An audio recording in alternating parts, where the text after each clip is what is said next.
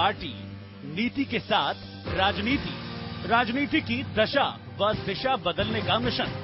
गांधी जी ने कहा था, सिद्धांत विहीन राजनीति पाप है, और इन्हीं गांधीवादी विचारों के साथ चलने वाले नैतिक पार्टी के राष्ट्रीय अध्यक्ष चंद्रभूषण पांडेय का कहना है, बिना किसी नीति के पार्टी और बिना किसी चरित्र के नेता का होना जनता के साथ धोखेबाजी है, और ये धोखेबाजी ही सारे भ्रष्टाचार की जड़ है। इस धोखेबाजी को जनता कब तक और क्यों झेलेगी? आखिर ताकतवर कौन है, धोखेबाज नेता या फिर जनता? अब वक्त आ गया है पूरी राजनीति बदलने का। राजनीति बदलेगी तभी भ्रष्टाचार खत्म होगा।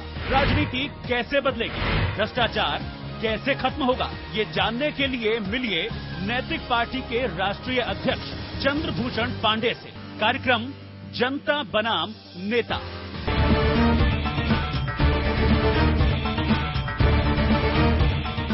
नमस्कार, स्वागत है आप सभी का कार्यक्रम जनता बनाम नेता में, जहां हम बात कर रहे हैं नैतिक पार्टी के राष्ट्रीय अध्यक्ष एवं पूर्व न्यायाधीश श्री चंद्रभूषण पांडेय जी से।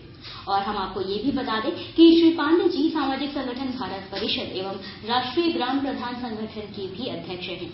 और जैसा कि पांडेय जी ने हमें बताया कि किस प्रकार भ्रष्टाचारी नेता अपने भ्रष्ट होने का कारण जनता को बता रहे हैं, तो उसी मोड़ से, जिस मोड़ से हमने कल कार्यक्रम को छोड़ा था, उसी मोड़ से कार्यक्रम को आगे बढ़ाते हुए तो पांडेय जी आपसे जानना चाहेंगे कि क्या वास्तव में जनता ही भ्रष्ट है और वो ही नेताओं को भ्रष्टाचारी होने के लिए प्रेरित करती है?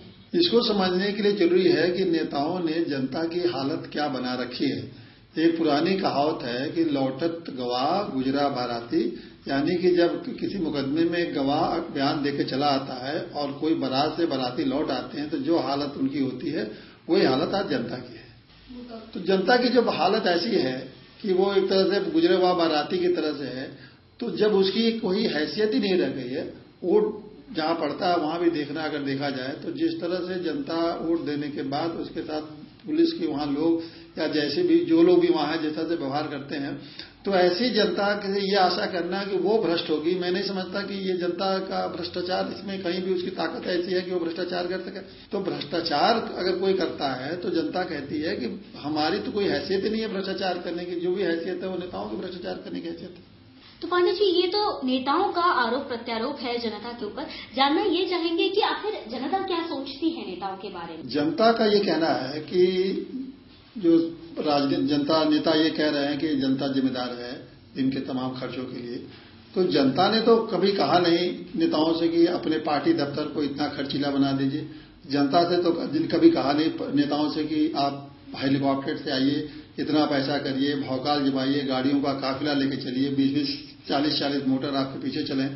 तो जनता ने तो ऐसा कभी नहीं नेताओं से कहा, बल्कि नेताओं ने ही अपने को प्रभाव डालने के लिए ऐसा वो करते चले आ रहे हैं।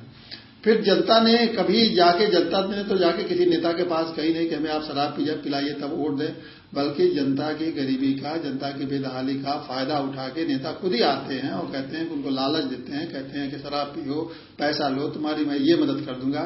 यहां तक कि नेता आते हैं और सारे काम, जो कुछ असंभव से असंभव काम को भी जनता के सामने आकर कहते हैं कि मैं ये तुम्हारा काम कर दूंगा, मुझे वोट दो तो मैं तुम्हारे लिए नौकरी दिला दूंगा, मैं तुम्हारे परिवार को ये दिला दूंगा, तुम्हारी ये मदद कर दूंगा।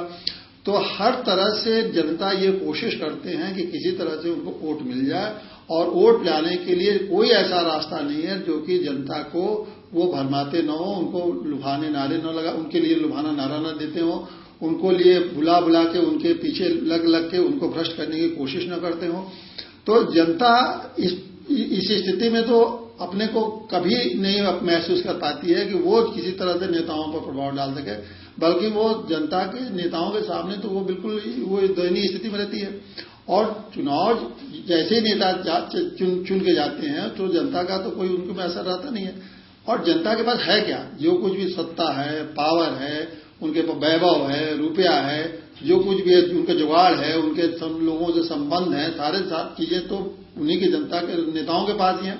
भ्रष्टाचार में वही लिप्त रहते हैं। तो मैं नहीं समझता कि किसी तरह से जनता का जो कहना है वो गलत है, बल्कि जनता कहती है मैं उस स्थिति में नहीं भ्रष्टाचार करने की स्थिति में, अगर कोई स्थिति में भ्रष्टाचार करने में है तो वो नेता ही है और नेता ही भ्रष्ट है, जनता भ्रष्ट नहीं है। तो पांडे जी, आपसे जानना चाहेंगे कि राजनीति में पहले पैसा लगाओ फिर कमाओ का क्या तात्पर्य है? नेताओं ने इस तरह से जो अपनी हैसियत बनाई है, एक आदमी जो साइकिल से चल रहा था वो चुनाव जीतते ही वो करोड़पति हो जाता है, कई मोटर गाड़ियां हो जाती है। एक आदमी जिसके पास कोई संपत्ति नहीं है वो जैसे ही चुनाव जीतता है उसके बाद हर शहर में मकान हो जाते हैं, उसके बाद देसी और विदेशी हथियार हो जाते हैं, रिवॉल्वर पिस्टल हो जाते हैं, उसके तमाम बेनामी धंधे शुरू हो जाते हैं, तमाम उनके स्कूल और कॉलेज खुल जाते हैं, बहुत से उनके रिश्तेदारों के नाम से संस्थाएं चलने लगती हैं, विदेशों में उनके पैसे जमा होने लगते हैं। तो जिस तरह से नेता जनता को भ्रष्ट करने का काम करते हैं, उसमें ये कहना कि जनता हमको भ्रष्ट करती है, ये कहीं से भी ये कोई मानने को तैयार नहीं है। जनता तो इस स्थिति में है भी नहीं कि वो किसी तरह से भ्रष्टाचार को कर सके। वो तो जैसा मैंने कहा कि एक बार वोट देने के बाद उसका कोई हैसियत रह नहीं जाती है, जबकि नेता चुनाव जीतने के बाद उनके तमाम लोगों से संपर्क हो जाते हैं, तमाम विभागों में उनकी बात सुनी जाती है, उनकी हैसियत बढ़ जाती है, लोगों से मिलने जुलने लगते हैं, तमाम सरकारी फैसलों पर निर्णय लेते हैं, तमाम सरकारी अधिकारियों को प्रभावित करने लगते हैं, हर हालत में वो पैसा कमाने की कोशिश करते हैं। कुछ नेता ये कहें कि अब हमें वेतन नहीं मिलता, अगर हम इतना कम पैसा मिलता है कि तब हमें मजबूरी है सब करने के लिए, ये भी बात सही नहीं है, क्योंकि वेतन इसलिए नेता नहीं लेते हैं कि इनकम टैक्स न देना पड़े, जबकि भत्ते में एक एमएलए को लाख रुपए से ज्यादा मिलता है, एमपी को इससे भी और ज्यादा मिलता है। इसके साथ साथ नेताओं ने विधायक निधि जो बना रखी है और सांसद निधि बना रखी है, उसमें तमाम जनता खुद बताती है कि इसमें ये बिना कमीशन लिए वो कोई काम नहीं करते हैं। 20-20%, 30-30%, 40-40% कमीशन जनता का ये पैसा इन निधियों से लेते हैं और अपनी हैसियत के बनाते हैं। तो भ्रष्टाचार के तो सारे दरवाजे उन्होंने खोला। भ्रष्टाचार तो जो कुछ भी हो रहा है वो नेताओं का साफ भ्रष्टाचार है, कोई छिपा हुआ भ्रष्टाचार नहीं है। एक आदमी और लोकायुक्त के दफ्तर में इस तरह के सभी लोकायुक्त के दफ्तरों में अब शिकायतें इनकी पड़ी हुई हैं, भले लोकायुक्त उनके दबाव में कोई कार्रवाई नहीं करते हैं और कोई कार्रवाई उनके खिलाफ न होती है। तो नेताओं का भ्रष्टाचार छिपा हुआ भ्रष्टाचार नहीं, खुला भ्रष्टाचार है। इसके लिए कोई पता लगाने की जरूरत नहीं है। किसी भी क्षेत्र में जाइए, किसी भी नेता के बारे में पता लगाइए तो पता लगेगा कि उसकी हैसियत कल तक कुछ नहीं थी और आज वो करोड़पति अरबपति बनने के हैसियत में पहुंच गया है। और घोटालों की बात को कहना नहीं, देश में जो घोटाले हो रहे हैं वो भी बता रहे हैं कि नेताओं की हैसियत देखते देखते कहां से कहां पहुंच गए। तो इसलिए नेताओं का ये कहना कि जनता भ्रष्टाचार हमको करती है, जनता इतना भ्रष्टाचार करने की हैसियत नहीं है, वो तो खुद ही गिड़गिड़ाती रहती है, वो तो खुद अपनी बात के लिए नेताओं को पहुंचती है तो कितने धक्के खाने पड़ते हैं, छोटे छोटे काम के लिए उसे कितनी परेशानी उठानी पड़ती है।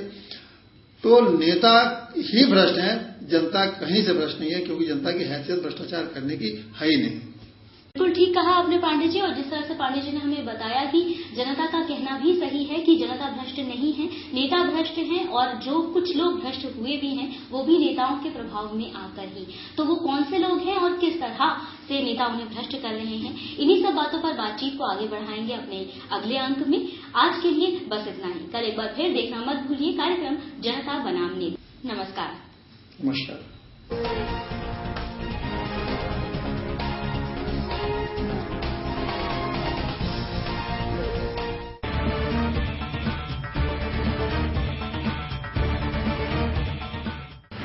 पार्टी नीति के साथ राजनीति की दशा व दिशा बदलने का मिशन। गांधी जी ने कहा था, सिद्धांत विहीन राजनीति पाप है। और इन्हीं गांधीवादी विचारों के साथ चलने वाले नैतिक पार्टी के राष्ट्रीय अध्यक्ष चंद्रभूषण पांडे का कहना है, बिना किसी नीति के पार्टी और बिना किसी चरित्र के नेता का होना जनता के साथ धोखेबाजी है, और ये धोखेबाजी ही सारे भ्रष्टाचार की जड़ है। इस धोखेबाजी को जनता कब तक और क्यों झेलेगी?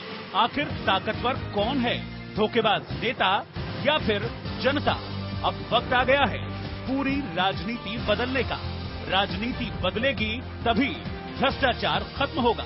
राजनीति कैसे बदलेगी, भ्रष्टाचार कैसे खत्म होगा, ये जानने के लिए मिलिए नैतिक पार्टी के राष्ट्रीय अध्यक्ष चंद्रभूषण पांडे से।